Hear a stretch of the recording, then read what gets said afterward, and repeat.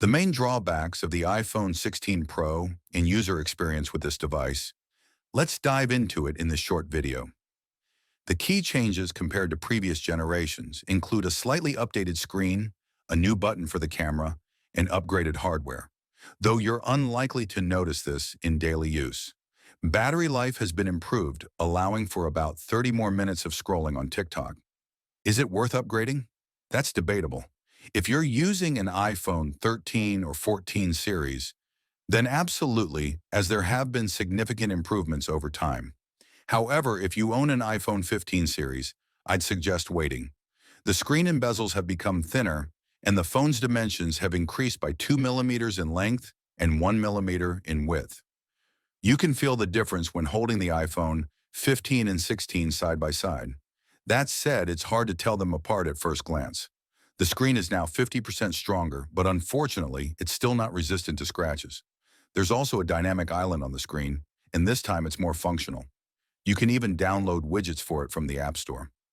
On the packaging, the Pro version of the iPhone is displayed with its front side, while the regular models are shown with their backside. The box includes a braided USB-C cable and a SIM eject tool.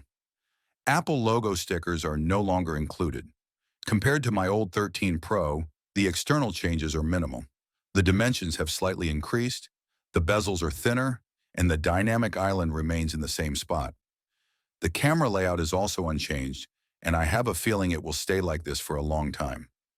Unlike the 13 and 14 series, the frame is now made of titanium and has rounded edges, making the phone much more comfortable to hold. Here's the translated text with proper grammar and punctuation in English. Battery life is something you'll hardly notice, but Apple claims it has increased by 4 hours. The hardware remains at the same level as last year's model, though Apple claims they've improved the processor by 15%. In reality, we won't notice these changes since the processor is already incredibly powerful. Big respect to the team at Apple for that. The main module remains at 48 megapixels, and it's hard to distinguish it from the one on the 15 Pro. Some images appear brighter, while others are slightly darker.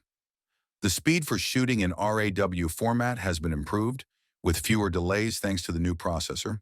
The telephoto camera is still 12 megapixels, but the ultra-wide has been upgraded to 48 megapixels as well. It's been mentioned that the lenses have a new anti-glare coating, but in practice, the difference is minimal.